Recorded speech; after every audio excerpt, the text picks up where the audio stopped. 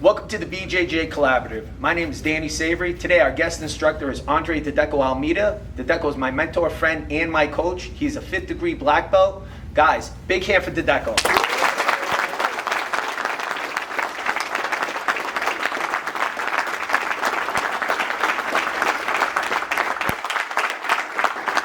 Holy cow, man, that's a lot of people. Guys, thank you very much for coming. Danny, it's a pleasure to be here. It's so cool to see that many people on the mat. It's so cool. I mean, I remember I came here when you opened Easy School, and it's fun. It looks even bigger. Do you move everything? Yeah, we had a ring over there. Yeah, we moved it. Looks so cool. Looks nice. So what are we gonna do is this. We're gonna do a quick drill. I'm gonna get you guys drilling. I might show 1, 2 drills, and then maybe a couple techniques if you guys wanna see something. No? Yeah. Some berimbolo. Some berimbolo. I don't do berimbolo. Look at my size. Do you think I can do berimbolo? Of course not. Guys, let's go. Let's start. Get closer to here. Please, if you have a question. No, you're good. I was just going to say, if you want to use Steve, he loves neon face techniques. So we're going to work neon belly. Steve, lay down here. No, I'm kidding. It's an easy one. Are you relaxed? So listen, if you need to get up, if you need to walk around, you walk around. If you have a question, please let me know. It's going to be something very simple. It's just going to be a drill that I like to do a lot. Like it's a passing guard. It's actually a defense from passing guard. Like it's kind of like a repulling. It's a little confused. I got to show because I don't even know. Some people in Weymouth has a name for it. I don't know the name. I just call drilling.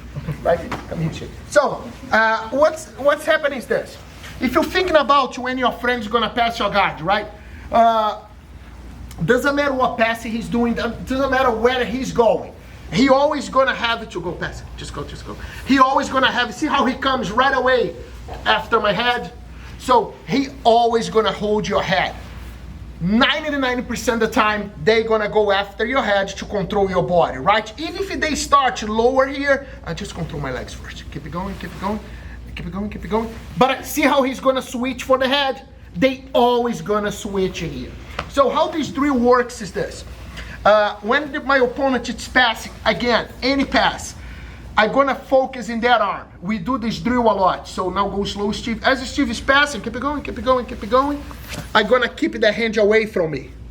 So it's always my cross arm on the other side that I start facing. Go slow, facing. I control keep it going. I keep the hand, keep it going. Keep the hand away from me. Get up, repull the guard again. It's a very simple drill. Sometimes happens these two. When your opponent starts passing to one side, he starts to go slow. Slow. Relax, buddy. I'm not gonna relax. So go, pass it slow. He's passing. Then you start to block. What happened? He starts moving to the other side. Start moving slow. We just face, goes to the other side. Same thing. Blocking that arm. Keep passing. Try to hold my head. You just keep away. Then, get on your knees. Some people like to get on their feet. If you like takedowns, you can go on your. I can go on my feet and go start working takedowns. If you like a guard, just repull your guard. But the whole thing is. You've done this before, right? Yes. Thanks. You in camera. Can you edit? You can. Oh yeah. So what are we gonna do is this. So it's very simple. Doesn't matter what pass once you start going. Hey, block. See how he frames? That's perfect. But what is if I stay here, he's not gonna be. So when you're drilling, if I stay here, it's gonna be hard for him to move. So I have to kind of finish my path to allow him to move and repull again. Okay. Doesn't matter if you were holding his legs or not, just focus in that arm. One detail that I want to mention is this. Okay, look, come here and get me sit. I need you to give more space, okay? Just keep it going. If you start, go, and you have, keep it going. The bottom hand, you have it to switch. Okay, so what I call the bottom is the hand that's near to the floor, so I call the bottom hand. So why? If I have this hand, I'm not gonna be able to get up, and he can grip my arm, and pull my arm up. Pull it up towards you, and he's gonna let up pass. Okay, got it? You guys want to see again, or that's good enough? Is that good? Do it again. Do it again? You love dropping the weight on me, now I'm gonna feel. Okay? So, same thing again. We go down, control, again, let it go. So, as your friend passes, don't grab it before. As he's passing, he's coming up, you hold, then you move away, and get it. Got it? Yes. That good? Sure. You cleared them up, how you do Yes, sir. Guys, grab partner, senior students with junior students, alternating back and forth. Do you want time? Does that go? 3, 4 minutes. So guys, the next one we're gonna do again, knee slice, right? So everybody knows how to have an idea how the knee slice is? Do you guys call knee slice? Yes. So go, just do it. So they go and they knee slice right here, right? So it's very simple. We do 2 drills that I like to do a lot. It's no much. It's easy two ways. One, if your opponent is holding you here, we just work put a little weight. We just work this movement. One grip goes right here, another one can go behind his shoulder here. And how I break this grip, not towards me, towards him. So we work a lot this movement here. It's a very simple, it's a drill. Again, it's not a technique, it's just to get used to. So together with that, I use sometimes my knee to push Julio away. So the move is here and my knee pushes him and I get up. That's it. It's a simple drill, not many details. Just get used to that break, kick, and push. Okay? Same thing here. So that's the first one. Again, one, knee down. The break again, some people, I don't like to pull up. I like it more towards him. The reason that I don't do the pull is because I miss the time on my knee. And I'm a big fan of this knee hitting his butt here. So if you know another way, if you like to pull all the way up, that same thing, you just get up. Don't change the way that you like. But so we go one, and then the break is right here. And then the knee comes down, push, get up on the leg. You don't even have to sweep, just get up, just do the move. Second drill that we add here sometimes is when he's underhooking me. So keep going, he's underhooking me, I underhook him, the knee goes there too. Push, get up. So it's pretty much that knee working in 2 ways. One, it's in the underhook, another one, it's in the break. So you can pick either one that you want to work. If you're, like what I recommend is this, if you have trouble with the underhook, work the underhook. If you have trouble with breaking the grip, work breaking the grip. If you have trouble with both, don't let him get there. Okay? You guys want to see again? Yes. Again? So, first, can you guys, everybody can see? It's good? So, very simple. Look, one grip in. Just pay attention to this detail. My fingers is always in. Why? How I break this grip, I turn my hand inside of his sleeve here. So my palm goes in this part of his fabric. Hold tight. So that's why it's easier to break. And his sleeve, what happens a lot when you break grips, right? The sleeve slides out here. So when you make this turn here, it doesn't slide. That's why I always pull in. So one, towards him, little knee here, push, get up. Second one, when Julio comes to underhook me, go to underhook me, I underhook him. See how he opened his butt here? Same idea. Push, get up. It's more getting used to what I said, to the knee. Get this knee pushing all the time. Yes, sir. Questions? One more time, or that's enough? Do you do with the top hand on the first one or no? The top hand that grabs the shoulder? The top hand that grabs the shoulder, are you pushing across or do you just hold? No, the knee does the job, right? I don't push, no, it's more towards him and the knee pushes. The knee is the everything there. It's more getting used to that pump so the guy don't drop the weight on you. If you don't sweep him, at least you turn him forward. That's the whole idea. Yeah. One more time, but that's good. That's good. Good? Let's go, guys. Thank you. So far, so good? Yes, sir. Okay. So the pass we're gonna do, it's gonna be for 2 types of people. One that stay really closer to you, and the other one that likes to play a little far from you, the sit-up guard. So you have 2. The pass is kind of the same. Remember what I said? The grips are gonna change. So let's talk about first for the guy that's closer to me. So what we are going to do different? Instead of holding up here, I'm gonna actually control his belt or his gi. whatever you prefer, as long as you have the lower grip here on this side. Remember also what I said, my hip switch to this way. Just heavy enough, right? From here, what I'm going to do is this. I don't like when I'm closer to my opponent to do the break, the hip pass here. So I do a little different. So what I'm talking about, I don't like the one that you step back here and throw when I'm closer to him, because I think he can catch me as I'm doing. So how I like to do, actually, it's a little different. So I sit back, and instead of controlling the upper, I don't know how I'm gonna show you guys. I'm trying to find the best spot. You okay, yeah? So, right here, right?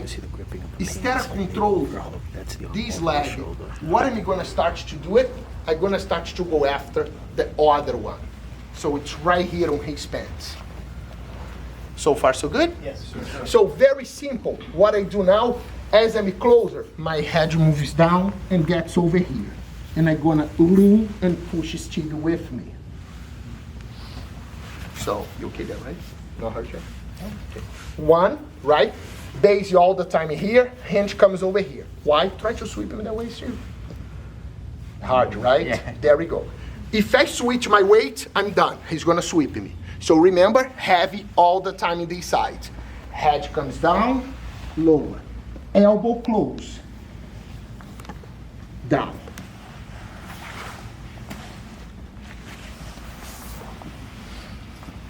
Got it? Mm-hmm. So let me do the other side. So, one. Again, remember the elbow that I said? Not on the shoulder, down. My grip, his belt, his gi, whatever you can get here.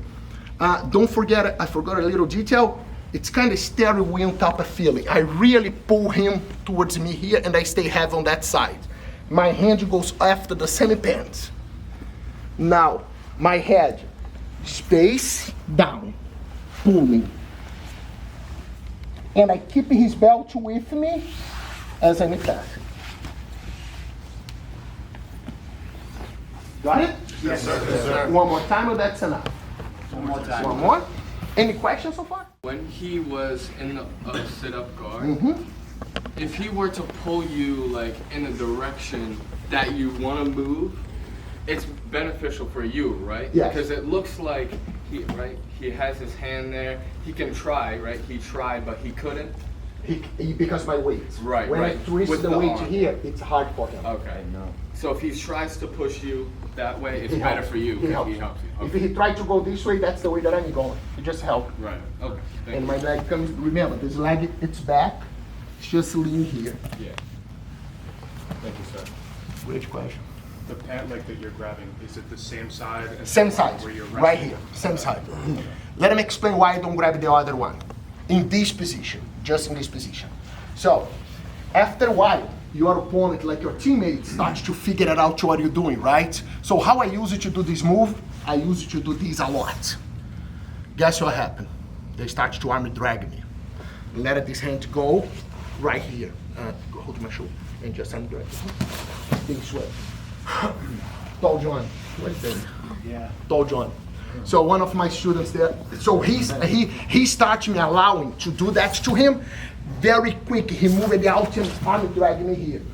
So I'm like, okay, you got me. So what I did, I switched the grip here. And then he couldn't drag me anymore, but then he started, grab the pants. So things start to progress from here. But that's the reason why I stopped it here and I start coming here. Same side. And doesn't matter how you grab the pants. Doesn't matter. Can be like that, can be like that, can be the heel, whatever you prefer. Tell me. Question, the pant leg that you're grabbing, you have your head in, are you just pulling and pushing with your head? Yeah. Or are you taking the leg and kind of like rotating it, like pulling the You leg can, too? you can do like a steering wheel with Okay. both. Yeah, I don't do it, so I rely more. You can even answer that better than me because you're feeling. I rely more here. Okay.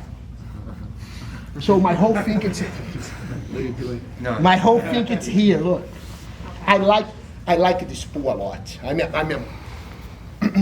I'm a big fan, like when I'm passing guard, I like these tweaks here like a lot.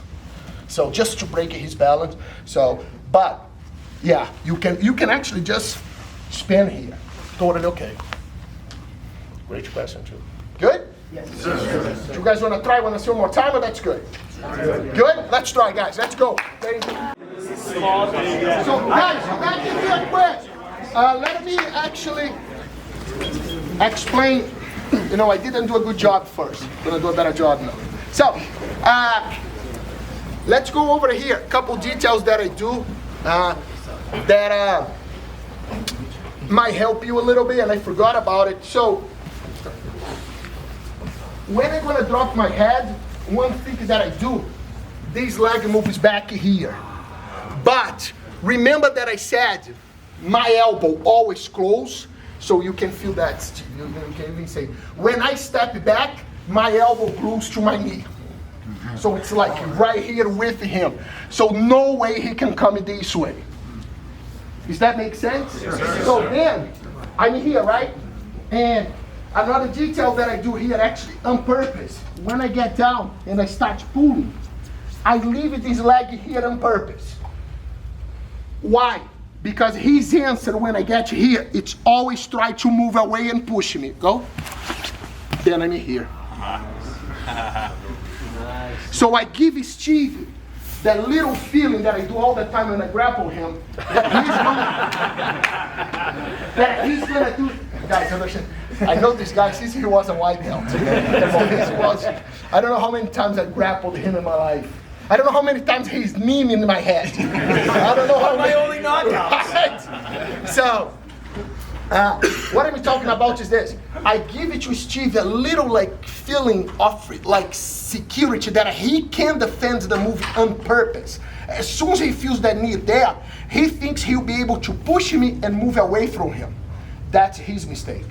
And that's when I pass. Does that make sense? I don't fight right away. I wait for his answer to push me. Once I take the leg out, it's gone. Got it? Yes, sir. Just delay just a moment. Just a moment. Just a moment. Just a moment. So it's so simple. So I go, I drop Stevie here, right? I'm not gonna drop yours, don't worry.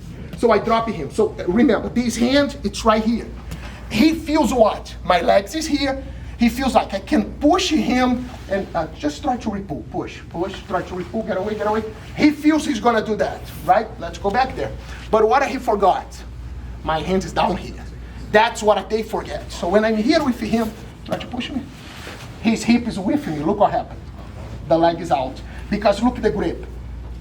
His hip is with me, he can't go farther. So when he gets that space, it's everything that I'm looking for. Then I get closer. And that's when I turn, holding here all the time until I finish. Then I let it go. But that's the idea. Giving him that, you know, the way that De La Riva taught us, he used to kind of like drill this thing into our head was, you want to give a little to win big ahead. So give a little bit, and I believe that in Jiu-Jitsu a lot. You want to give a little bit to win. So sometimes you're going to give one grip, you're going to take the neck. So that's the way that I usually grapple. I give a little bit, give you the feeling like, oh, he's you know, I'm winning here. No, you're not winning. I'm setting you up. That's the whole idea. So I'm a big believer on that. That's what he did a lot to us, like drilling this to our head. So it's okay to give a little bit. Make sense? Sure. Yes, sir. Do you guys want to see the other one? Yes. So, any questions so far? No? Good. So the other one, it's very simple, very similar. But it's for the guy. Have you grappled someone when they do sit-up guards that they are the opposite? You try to get closer to them. They like to keep that space between you and them all the time. Usually people that I do army drags love this a lot. They like to stay that little space so they can army drag you. So what are we gonna do different now? I can't get the grip here. He keep moving away. I can't close the space between me and Steve. We're gonna switch the grip. Instead of go lower, I'm gonna hold him right here, over the shoulder. This one, If he's trying to get away, I don't recommend to grab lower and try to stay closer to him, because he might expose your arm. He might get you there. So right here, let's turn a little bit. Sorry. So it's right here. That's what I'm looking for. This grip right here. Very simple. Control. This one, what I recommend, don't stay lower. Go a little taller than him. And we're gonna do the steady wheel. I love these. I do this sometimes when I work this move. Actually, if I'm working with someone and they are holding my arm and not holding my pants, I do this move all the time, just to break their posture, just to mess up with them. So they hold you here, I try to get close and move back. They moving back, they move away from me, I get up and I push. That's cool, right? I mean, it works sometimes, not all the time. But. So it's a simple move. Now let's do the right way. You're just gonna hold anything, again, no lower. Give it some space. Pants, this one, you can go semi-side. You can actually go his arm sometimes. You can even do with the arm up like that. Or you can go pants, same idea, spin. When you get here, if you like, you can break your hip. You can bring your knee in, or you can just go to side control. It's totally up to you. Same thing with the arm. So it's same thing. If he's holding my arm, right? I'm gonna go out and I get the grip. Same idea. Lift and pull. Same thing. Like a steering wheel. Sometimes what happens, when you do that, the hook gets stuck. So when I go, the opposite. Usually the opposite. No, the other one. Usually when you go, this one gets here. That's when I move back and then forward. So there's a couple of things that you can do that I believe it works well there. You wanna try? Questions? I have a question. Can Tell you me. show the, if he gets the hook again, what it looks like? So with this one, sometimes when I go, I pull, right? Yeah. The hook gets. So what I do, I switch to the leg, move back. It's so much you can do from here. Like once he gets down, he starts going down, the hook gets stuck, you can get your hand here. I mean, you can get your knee up, switch right here. So many possibilities. It's so many possibilities there. It's so many. Thank you, sir. I think remember when we did the drill that I was talking about breaking the grip to go somewhere to get this knee? So I think this one is the perfect example. Let's do the other side. This one is the perfect example of this. Same thing. So what I'm looking to do, just breaking his posture. And from here, I might get closer to him. I don't know. Depends what I try to do. But, it's so many options that you can just buy here. Sir. Got it? Sure. Good? Any questions? One question. So to avoid the hook getting stuck, could you still go same side leg? Oh yeah. Both legs. You can do either one. You can go here or you can go here. Same idea. The only difference with this one, remember what I said, he's far from me, he doesn't allow me to get closer. So I don't recommend to do lower. I don't feel safe, so I like to go higher. I like to be a little taller than him, and I think I got more leverage on him than here. So, you can try that when you guys work here. It's weird, right? I don't feel the same leverage than when I'm here. I feel way more leverage when I get up. But important is the grip. So it's not collar. It's right over the shoulder here, because you need that steering wheel of pulling. Good? Yes, sir. One more time or good? Good. Let's go. Let's try. Listen, guys, thank you very much. I hope you like it. I hope I could help you a little bit. Thank you for being part of this. I come here, I know I don't want to sound like a broken record. I learned this week. Keep saying all the time the same thing, right? Yeah. But it's so cool to see Danny's success. It's so cool to see that. I saw how he's starting. I'm seeing some people that start with him back in the garage. They're still here. It's so cool, man. It's awesome. It's unbelievable what you built. And I don't get tired to say it's no doubt about the most successful school we have. No doubt about that. Guys, thank you very much. Awesome class. Have a great night. Hope to see you guys soon. Well, thank you.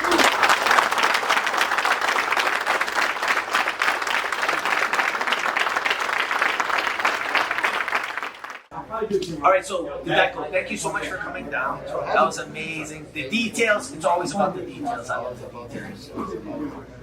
Before I start, asking questions, interviewing, the Origin Camp is 1 week away, right? The Origin Camp is 1 week away. Next week. How pumped are you? I'm excited.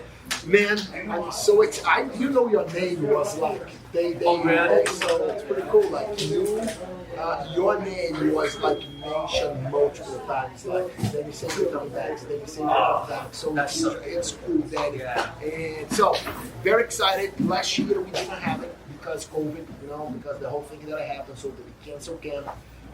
So this year is going to be the 10th camp, the 10-year anniversary camp. It was supposed to be last year, but with COVID we didn't have it. And we had a couple restrictions there, man. I'm so excited to see everyone, so excited to be there again. Have 1 week of Jitsu fun, laugh, how it is. Oh yeah. I tell people it's the best time of the year. It's the time that I enjoy the most. See people that I haven't come since day one. It's pretty cool. I'm not gonna lie, when I get the call and it's, hey, you wanna come help out at the camp? I feel like I'm getting called to the big leagues. Like, hell yeah. I'm not gonna lie. 100%. This year we get the body's coming. So the body's gonna be there. We have Denise again, we have you, we have me, Pete, Alexei, we get Jack, we get Echo. And I believe, I think we have one more, but I'm not sure. I don't remember. But we did so many people, man. I can't remember, but it's pretty cool. Yeah, I got one of the craziest things is I remember seeing somebody train jiu-jitsu never before. They bought a gi, they went to the camp, and then you have people that have been training 20, 30 years.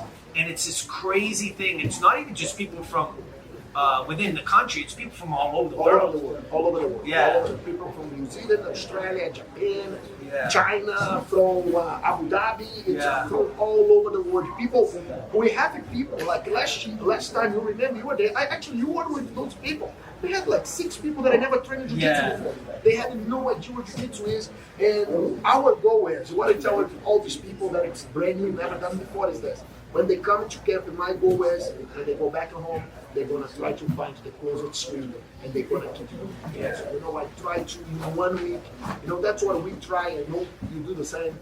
Try to having them find the passion for jiu-jitsu that we think that drives us crazy. Oh yeah. Know what I thought too is I remember the first couple camps, and initially it had a feel of like a competitor's mindset camp. 100%. And then this last one I went to, I was like, this is a lifestyle Brazilian Jiu-Jitsu lifestyle camp. 100%. And the community of it is so different, but in every possible good way. It was unbelievable. 100%. We kept your rights. Remember, we used to kill each other. Yes, yeah. We used to, like, the first camps, like, we used to grapple like maniacs. Like, look like we are training to fight the wars. Look like we're training to go to a competition. And honestly, I don't think if we kept going that way, first of all, our bodies wouldn't be able to continue that. I don't think it was very welcoming to everybody. It's not everybody wants to compete. And the face of the camp starts changing. It became a real lifestyle type of thing. You see, like we go to camp and I tell people all the time, hey, you don't have to grapple. You don't have to grapple. You can only do, and we have the people that don't grapple. We also have the people that just want to flow, just want to drill. You do whatever you want to do. You have someone that's able to. Of course, if you want to go hard, you have the people that want to go hard. But I think I agree with you. Totally change, and it's definitely like a lifestyle type of camp. 100%. Lifestyle jiu-jitsu camp. And I believe, if I'm not mistaken, I believe we are actually the biggest one. I think we are the biggest one. Without a doubt, it has to be. I think we are. And so if people are going to check it out, you would have to start thinking about next year, because I think this year's already sold out. Sold out, yeah. Usually it's sold out every year. Usually the camp always gets sold out. So this year we are talking about, we had to cut it in half due to the whole situation.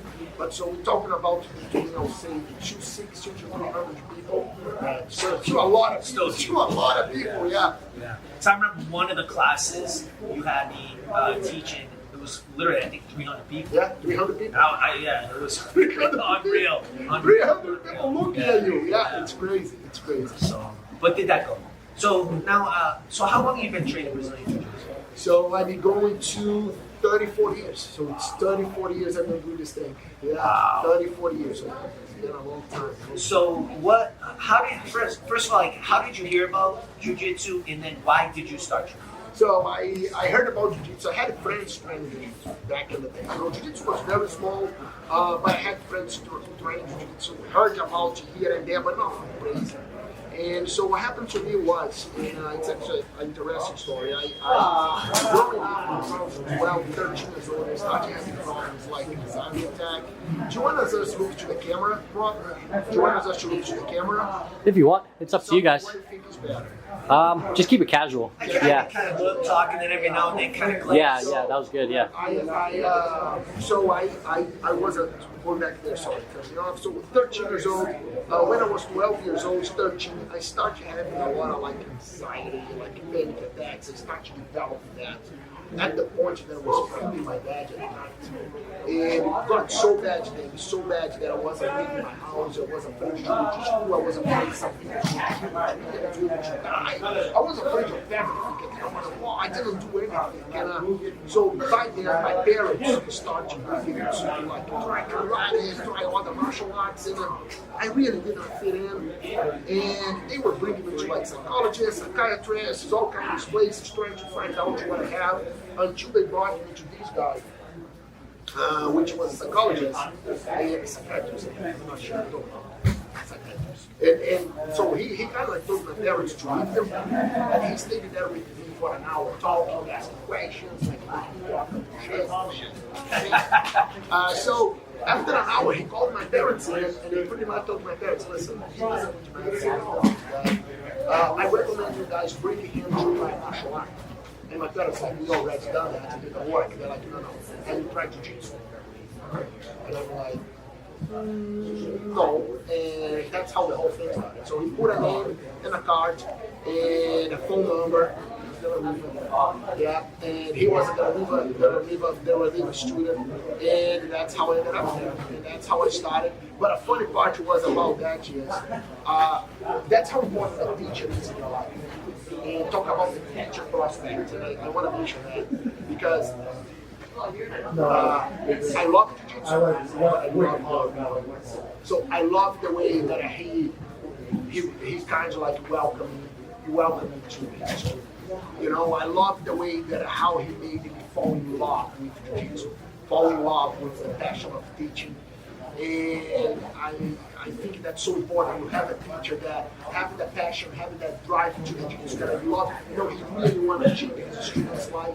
And that from Delariva, back in the day, I'm talking about 34 years ago, that jiu-jitsu was crazy. Like people, pretty much your instructor want to make you quit, want to prove to you that you are not stronger enough for jiu-jitsu. Jiu-jitsu, the only way you would train jiu-jitsu was like a alpha male, you know, if it was an A breed. If it was like the type of guy, quiet, not really like a fighter. Like making the strong stronger, you but had you get beat it out. You get it out. You were out. They would not keep you. That's what jiu-jitsu said. And you know, I had Delariva. I was very thankful for that. And so that's what I just want to mention, how important it is, because I love jiu-jitsu, but I love the way that he treats me, the way that he made me feel, the way that he taught me. That was a huge point. Would you say Delariva was your biggest influence in jiu-jitsu? 100%. My biggest influence in everything.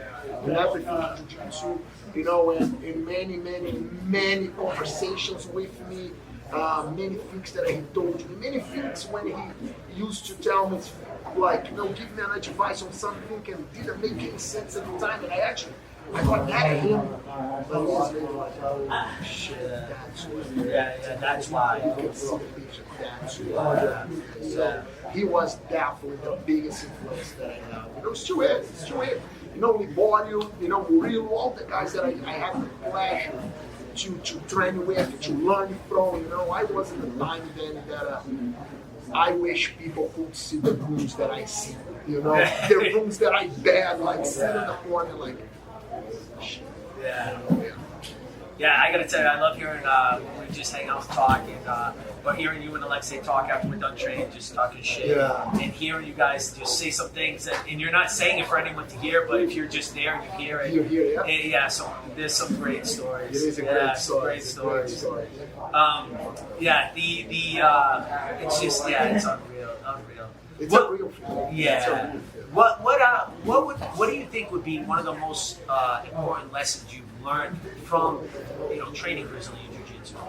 Like what's a lesson that you look at and you take with you? Not it could be on the mat, but it could also be one of those things where it's you carry with you and you like on and off the mat. Danny, I'll tell you the biggest lesson that you learn in Jiu-Jitsu, man. One day you are the hammer, another day you are the nail, man. It's like, the planet really moves. One day you went up, another day you went down. You were down. One day I tap you, another day you smash it. It's the biggest lesson Jiu-Jitsu that I bring into life is this. Doesn't matter how bad the situation is in your life, doesn't matter how stressed you are, it's so much to fix it. You just need to breathe, stay calm, you find the space. You find a little space there to get your hands in, then your arm, then start turning, then start getting. The biggest lesson that I learned in Jiu-Jitsu is remain patient, stay true to what you believe, which is your technique. Like that's why we made stay through try to stay true to what you believe, because it is respect.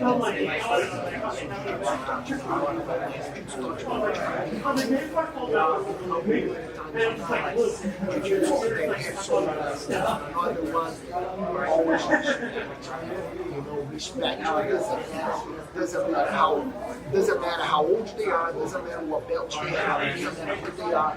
Everyone always has something to add to your life, to add in your technique, whatever. They always have something to add to. You just need to be willing to listen and pay attention. That's not what you said. It's all about the details. It's all about the small details. They really small. It's not the Yeah. So with 34 years of Jiu-Jitsu, in my time, I've seen whether it's techniques come and go, tournaments come and go, rule sets come and go. We joke sometimes saying, certain things become in fashion or whatever. What do you feel about where Brazilian Jiu-Jitsu is now and where it's heading? And with your time in your feel of it, how do you feel about where it is now and where it's heading? Danny, I think it's just the beginning. I really think Jiu-Jitsu just got started because they think this way. When people fall, how many people still have no idea what Jiu-Jitsu is? They just call them martial arts. Not that. Well, I mean, it still happens, but it's better than before. But it's not like when you were in a. Let me ask you a question. They'll still call it karate. When you were in a cookout with your friends, and then you ask people that you never see, not your friends. I mean, you go to a place that you never seen that people in your life, and they go hey, do you know what Jiu-Jitsu is? Do you know what karate is? Yes. So. It's, in my opinion, Jiu-Jitsu just get started. We still have a lot to grow. And I think this is going to explode. It's exploding. It's going to get bigger and bigger and bigger. Why? You see more celebrities doing. You see more people doing. Why Jiu-Jitsu is getting bigger, in my opinion? It's more people doing it as a lifestyle, and it's not as a competition mindset. Because people want to do Jiu-Jitsu for what? Man, it's the best stress relief. Jiu-Jitsu is, in my opinion, it's the best. You at this, you imagine, you go get grapple for 30 minutes, man. Your problem is gone. You feel like, no, you leave here happy, you leave here more relaxed. You go home with your family. You're not going to be out with your wife and your kids. You're not going to beat your wife. Well, you believe in everything about it 100%. Because you dedicate it to the point where you dedicate your life to it. 100%. It is your full-time job. It's your 100%. life. And I believe Jiu-Jitsu is doing so much because of that lifestyle. And I don't know if you noticed that. I noticed that it's changing Jiu-Jitsu on the age group. So when I moved here, all young kids, you remember that? No, we were there. We were the oldest ones. Remember all those young kids ready to kill us. Yeah. You know, and look now, how many people you have over 40? Oh, tons. Over Yeah. 45. Yeah. In a great shape. Yes. Yeah. But I think people are tired of going to the gym and lift. They want something more. They want to be part of something bigger. Yeah. Because when you join jiu-jitsu at school, you don't enjoy school. You enjoy a family. You become a part of something huge. You care about what your friends do. You know, when you go to a gym to lift, you don't even know the name of the guy that you see every day. Yeah, you just check in, walk by. Exactly. Yeah. But I guarantee here, all your students, at least they know half of their names. Oh, yeah. Or they know like You know about their 80% of them, families. and you know Yeah. about their family. Yeah. How's your son doing? How's his doing? Yeah. How's your job? You know, how many Look out for each other. how many people have you seen get a job on this max? That I didn't have a job and like, hey man, I know someone that I need connection. something. Yeah, just connections from no. Yeah. It's jiu-jitsu. And like, I'm a bigger believer in that. I think jiu-jitsu is just getting started. The only thing that makes me sad, and I don't like to get, you know, the controversial things, it's losing the respect. It's losing the respect for the martial art. Jiu-jitsu is awesome, but it's not a cult. You know, it's not a movement. Jiu-jitsu is a martial art. It's the reason why you wear the uniform. It's the reason why you wear a black belt. It's the reason why you have it. It doesn't matter who's in the front. Yeah. It doesn't matter how old he is. If he's in the front, you have to respect him. You have to respect him because he put his time in. He put his time in. So I don't like the way it's going relates to respect. Some of these kids that start, they have no idea who Hito Gracie is. Yeah. Who Carlos Gracie Know is. the lineage. Know who came before you. have to. 100%. And don't look at it like, hey, I'm going to like play football or basketball. It's a sport, sure. There's a sport aspect, but the big picture is the martial art. 100%. Yeah. 100%. And that's what I wish more schools would have looked back a little more on that and don't worry much about losing a student or gaining a student. You know something funny, Dave? Back in the day, when I started, nobody would take students from each other. Schools, they would have never called. De La Riva would have never called someone's student to come train with him.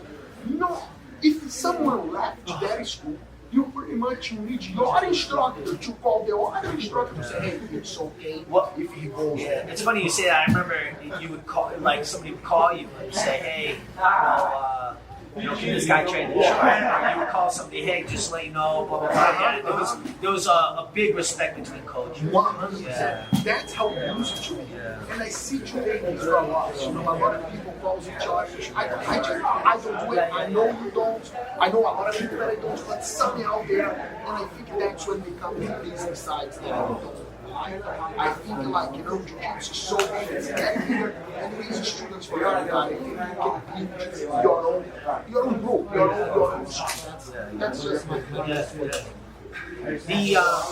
So did that go with, like, if somebody was, they didn't know you ran a school or something, and they were saying, you know, hey, I want to try jiu-jitsu, I want to try this thing, Brazilian jiu-jitsu, what advice would you give them? Like, they haven't gone to a place yet, they still are just kind of comprehending what it is. What advice would you give that person? Number one, find a legit place. Find a place that is jiu-jitsu. Real jiu-jitsu. Find a legit place. Number two, do a little search behind the instructor. He doesn't have to be a instructor. That's one thing. He doesn't have to be a world champion. He doesn't have. Some people, he's not. He doesn't have to be. Not because you were a world champion, you know how to teach. I know many people from my time that was amazing competitors, won everything. Doesn't know how to teach a freaking bump because they were not instructed. So make sure when you search for a good instructor. Look for his history. Look at how much he's involved in the community. Not in the community with jiu-jitsu, the community that he's living on, his style, what he does. You know, pay attention to his students because the student says a lot about how the instructor is, how the school is. So it's hard to find that right away, but you can try a class. All the school about free trials today. Go to a free trial class, see how you feel about the school. Get the feeling for it. Number two, make sure you feel confident. Make sure you feel comfortable in the places that you found. Because one thing with jiu-jitsu, you need to feel comfortable. If you do not feel comfortable at the place that you are, get hurt. So trust me, you're gonna have anxiety going to the school. You're gonna like, oh, I hope that guy's not there today. Oh, I hope that one's not there today. That's not a healthy place for you. For you. And the number one, be patient. Just be patient. You're not gonna learn jiu-jitsu overnight. Jiu-jitsu is gonna suck. The first 3 months of jiu-jitsu, in my opinion, are the worst months. You're gonna feel yourself the most important person in the world. Whatever they teach you, it's not gonna make sense. Yeah. You're gonna feel embarrassed, but trust me. After that 3 months, Be prepared to lose. be It's not a prepared big to deal. lose. It's not Yeah. a big deal. Be Yeah. prepared to lose. Be prepared to, to feel uncomfortable, because you need to feel uncomfortable first to start feeling comfortable later. And be patient yourself, because trust you, you're worth it every single second. Yeah. That's great advice. Thank you. Great advice. So Dedeco, right? So there is jiu-jitsu. It is getting bigger. So there's a lot of jiu-jitsu schools out there. But I feel like I don't know, dumb analogy, but ice cream. There's a lot of ice cream, but there's so many different flavors, right? So jiu-jitsu, there's a lot of jiu-jitsu, but there's so many different flavors. So it's not, some of it, yeah, it's definitely techniques. And then there's also the culture of the academy. There's all the different things you bring in. So what, at your academy, how would you describe like the lifeblood, the culture, the feel? Like, what did you create there that sets your academy to? I mean, I can sit and say, because I walked in your door, I trained at a lot of different academies, whether it's traditional martial arts, MMA, all that stuff, and then I went. But like, how would you describe your academy? And like, what is the flavor of the academy? We truly care about each other. We truly care. We truly like. It's not fake. I'll tell you, the flavor of my academy, of my school, Danny, is people want you to learn jiu-jitsu. People want you to get better. People want you to stay. They really want you to stay. They're gonna treat you like you are the only student we have. And I think that's the flavor there. It's not me there. It's everybody there. I know your school have the same exactly feeling, because I come in here, I get the same vibe. You know how we build it. We build it. Like my school, your school, we build it together. You're part of my group since I got here. So you've seen everything that I've been through. I see everything you've been through. We build our schools very similar. Our schools are very similar vibe. You know that. And then it's truly people. There are truly people, like when someone walks through the door, the first day, it's legit. They want you to stay. They're like, man, it's awesome. Be patient. We want you to stay. You're going to have, like when you step on the mat, you're not going to have only Danny Savery as an instructor. You're going to have 30 instructors over there that want to help you. Yeah, every student wants to Every student wants to contribute a little bit. That's the flavor of not only mine, I believe your school too. If I'll say that's the flavor of our school. People truly care, people truly want you to stay part of that family. And it's amazing about jiu-jitsu, how they want to make you addicted. They want to make you addicted.